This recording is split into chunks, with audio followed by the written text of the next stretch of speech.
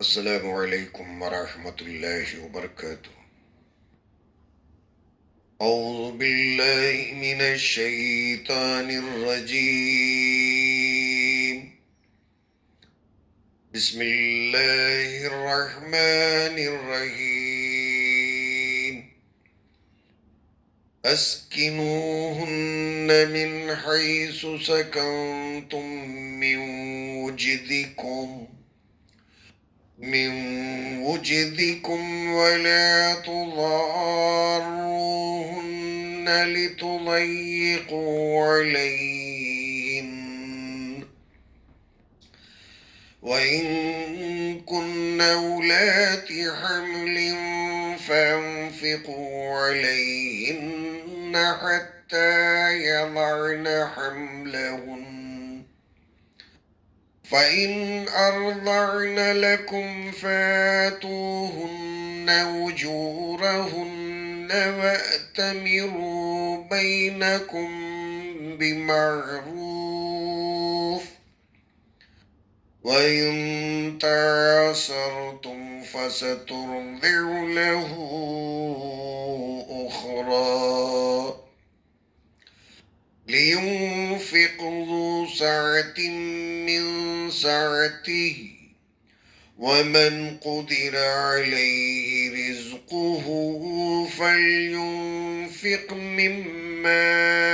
آتاه الله لا يكلف الله نفسا إلا ما آتاها لا يكلف الله نفسا إلا ما آتاها سيجعل الله بعد عسر يسرا صدق الله العظيم۔ اللهم صل على محمد وعلى آل محمد كما صليت على إبراهيم وعلى آل إبراهيم إنك حميد مجيد۔ اللهم بارك على محمد وعلى آل محمد كما باركت على إبراهيم وعلى آل إبراهيم إنك حميد مجيد۔ بارگاہ خداوندی میں ہم تمام مساکین و غرباء کی دعا ہے، مولا کریم محض اپنے فضل اور کرم سے ہم تمام کی مغفرت فرما دے، عالم اسلام کا بول بالا فرمائے، اور آج کے اس گئے گزرے زمانے میں ہم تمام کو قرآن اور سنت پر جمع فرما دے، عمل کرنے کی توفیق عطا فرمائے۔ خاص کر ہمارے صوبے میں جو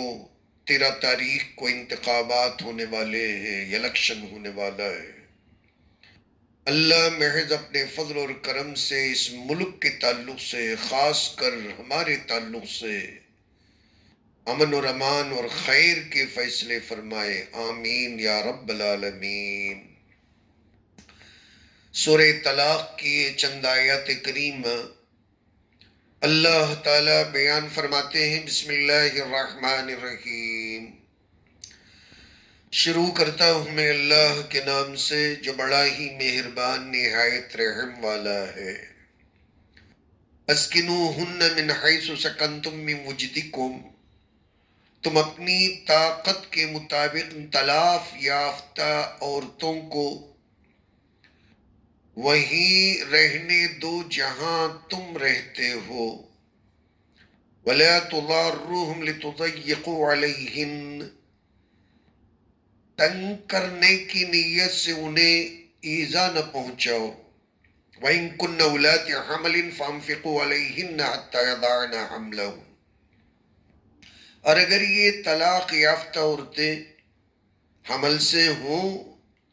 بچہ پیدا ہونے تک ان کا خرچہ برداشت کرو، انہیں خرچہ دو۔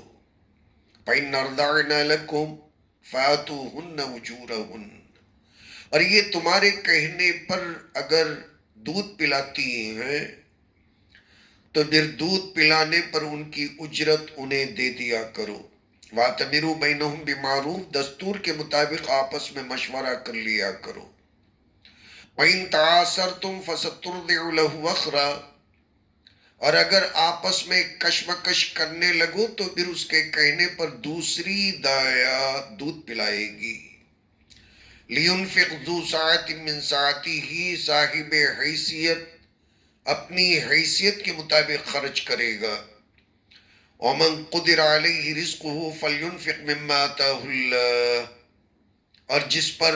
اس کا رزق تنگ کر دیا گیا، اللہ تعالیٰ نے اسے جتنا کچھ دے رکھا ہے اس کے حسب استطاعت وہ خرچ کرے. لا یکلف اللہ نفسا الا ما آتاها، اللہ تعالیٰ کسی بندے پر اس کی طاقت سے زیادہ تکلیف نہیں ڈالے گا. سیجعل اللہ بعد عسر یسرا، اللہ تبارک و تعالی تنگی کے بعد فراغت کو عطا فرماتے ہیں. ان دو چار آیات کریمہ میں جن باتوں کا ذکر ہوا ہے، غور سے اگر دیکھا جائے تو اس میں تین چار باتیں سمجھ میں آتی ہیں، اور یہ چار باتیں عورتوں کے فیور میں ہیں اور عورتوں کے تعلق سے ہیں، اور ان کی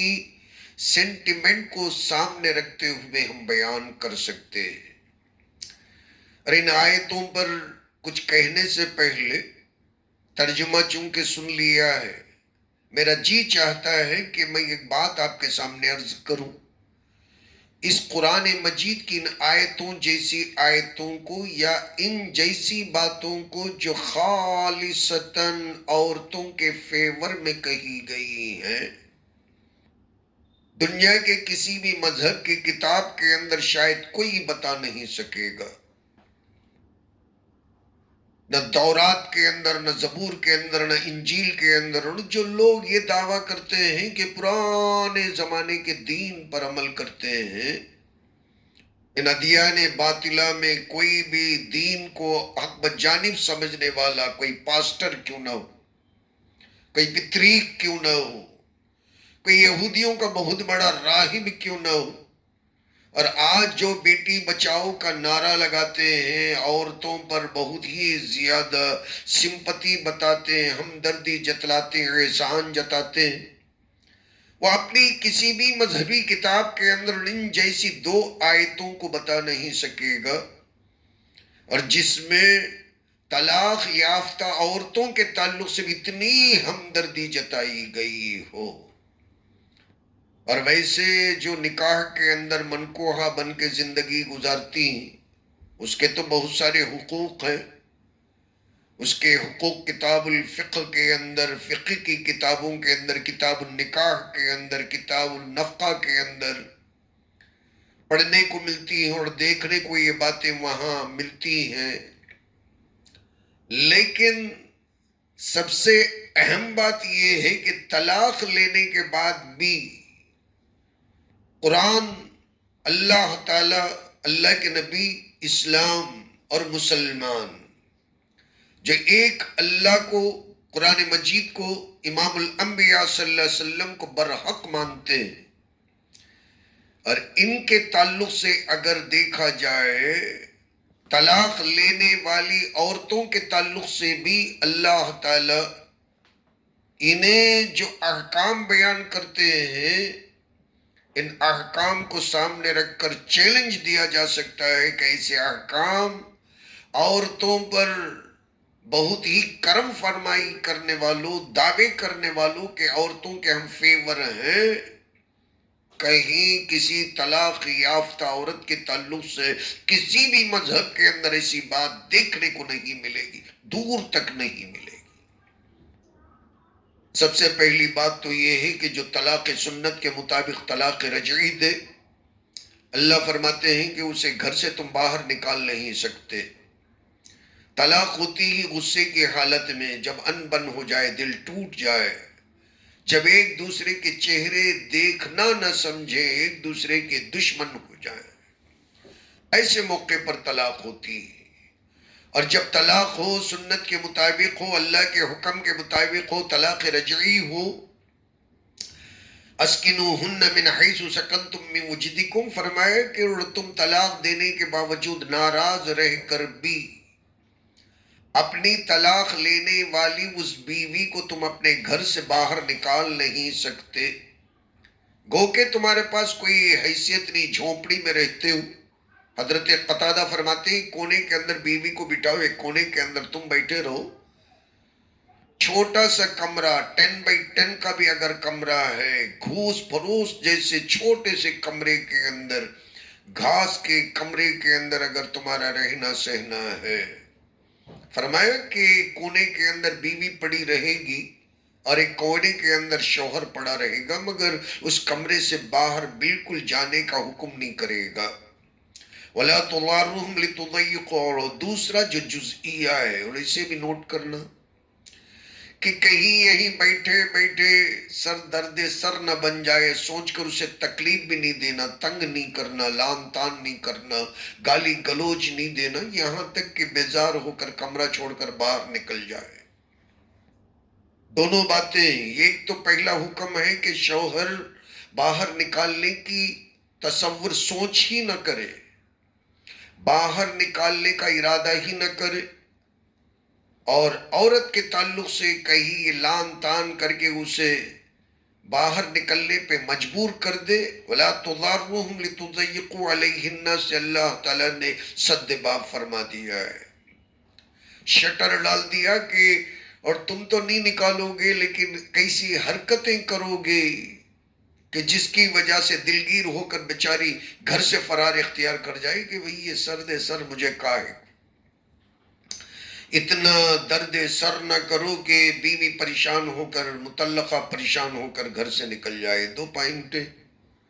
اور تیسری بات یہ ہے کہ ان کن اولات حمل فانفقوا علیہن حتی یضعن حملہن، یہ طلاق لینے والی عورتیں اگر حاملہ ہیں، پریگننٹ ہیں،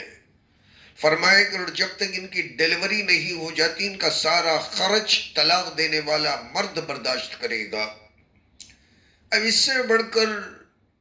عورت کے تعلق سے کون کیا اہمیت جتلا سکتا ہے، اور کسے ہم اپنے سرٹیفکیٹ کو بتاتے پھریں کہ ہم گڈ بوائز ہیں،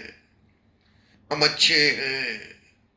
ہم عورتوں کی عزت کرنے والے ہیں، ہمدردی کرنے والے ہیں۔ ایک تو طلاق دینا، اللہ کے نبی صلی اللہ علیہ وسلم نے فرمایا کہ یہ اللہ تعالیٰ کو سب سے زیادہ ناراض کرنے والی چیز ہے۔ چلو اب مجبوراً طلاق دیتے ہو تو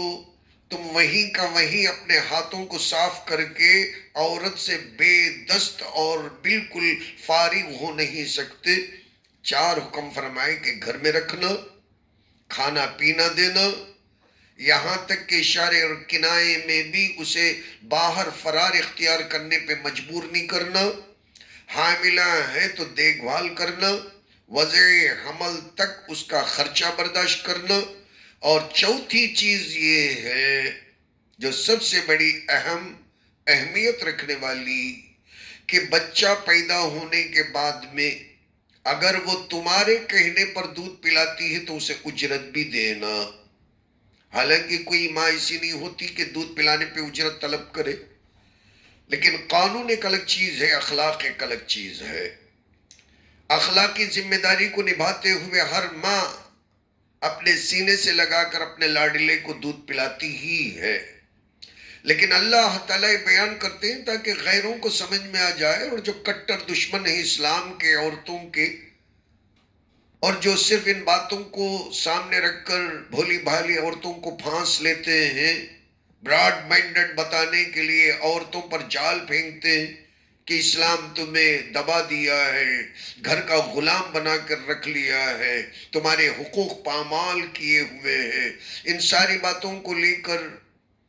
عورتوں کے سامنے، اور جب ٹی وی پہ یہ لوگ آتے ہیں، ڈیبیٹ میں نظر آتے ہیں، تو بہت ساری عورتوں کو بات سمجھ میں نہیں آتی۔ ہم ان آیتوں کو پڑھ کر اور ان جیسی بہت ساری آیتوں کو پڑھ کر سب سے پہلے ہم سمجھائیں نا، اگر معذرت کے ساتھ میں کہتا ہوں کہ اگر یہ ساری باتیں علماء، خطبہ، مسجد میں بیان کرنے والے جب تب کر کے اگر لوگوں کے سامنے باتیں بیان کرتے قرآن کے جتنے مواعظ حسنہ ہیں سامنے لے آتے، تو پھر ہمارے پرسنل لاء کے اندر کسی کو بھی مداخلت کرنے کی جرت اور ہمت تک نہیں ہوتی۔ ہم خود ہمارے لا کو کمزور کر لیے ہیں، اور جس کے نتیجے کے اندر آج خمیازہ بھگت رہے ہیں۔ اور چوتھی چیز جو یہ بیان کی گئی کہ اگر دودھ پلانے کے اندر لیدے ہو جاتی ہے اور دودھ پلانے کے اندر دونوں کے درمیان میں بات بگڑ جاتی ہے، پھر تو اسی صورت میں عورت کے کہنے پر بچے کا دودھ کوئی دوسری دایا پلائے گی، اور اس کا خرچ بھی طلاق دینے والا شوہر اٹھائے گا، اس لیے کہ بچہ شوہر کا ہوتا ہے۔ طلاق لینے کے بعد میں عورت کو نہ مرد کی خدمت کی ذمہ داری رہتی ہے اور نہ بچے کے دیکھ بھال پرورش کرنے کی ذمہ داری۔ یہ ساری کی ساری باتیں اخلاق پر ڈپینڈ کرتی ہیں۔ عورت اپنے اخلاق سے، اپنی ممتا سے بچے کو پالتی ہے، ورنہ تو قرآن کی روشنی کے اندر اللہ فرماتے لِيُنْفِقْ ذُو سَعَةٍ مِّن سَعَتِهِ۔ اب ایسا بھی نہیں کہ طلاق لینے کے بعد میں 25 لاکھ روپے 50 لاکھ روپے کا ڈیمانڈ کر دے، یہ حرام ہے۔ اللہ فرماتے حیثیت کے مطابق وہ خرچہ دے گا۔ اگر کوئی 500 روپے اگر خرچہ دے سکتا ہے تو اپنے حیثیت کے مطابق دے گا۔ اگر کوئی 5000 روپے خرچہ دے سکتا ہے تو 5000 روپے خرچہ دے گا۔ ایسا نہیں کہ طلاق دینے کی وجہ سے وہ مانگتا ہوا سڑکوں کے اوپر آ جائے۔ طلاق دینے کے جرم کے اندر، گناہ کے اندر جیل بھی بھیج دو اور اس کے سارے پراپرٹی پہ بھی قبضہ کر لو۔ اللہ فرماتے ہیں لِيُنْفِقْ ذُو سَعَةٍ مِّن سَعَتِهِ۔ مردوں کے لیے بھی اللہ تعالیٰ یہ حکم فرماتا ہے، اور یہ حکم بھی مردوں کے لیے ہے کہ خرچ کرنے کے اندر تم کنجوسی نہ کرو۔ ہاں یہ بات اور ہے کہ تم اپنی حیثیت کے مطابق خرچہ کرو گے، اور جسے اللہ تعالیٰ ہی تنگی کے اندر آزما رہا ہے، کہ جس کا چولہا جلنا مشکل ہے، کلی مزدوری کر کے گزارتا ہے، تو وہ فرماتے ہیں، پھر اللہ فرماتے ہیں مما آتاہ اللہ اسے جتنا کچھ دے رکھا ہے اس میں سے خرچ کرے، اس لیے کہ اللہ تعالیٰ کسی پر اس کے اٹھانے سے زیادہ بوجھ نہیں ڈالتے۔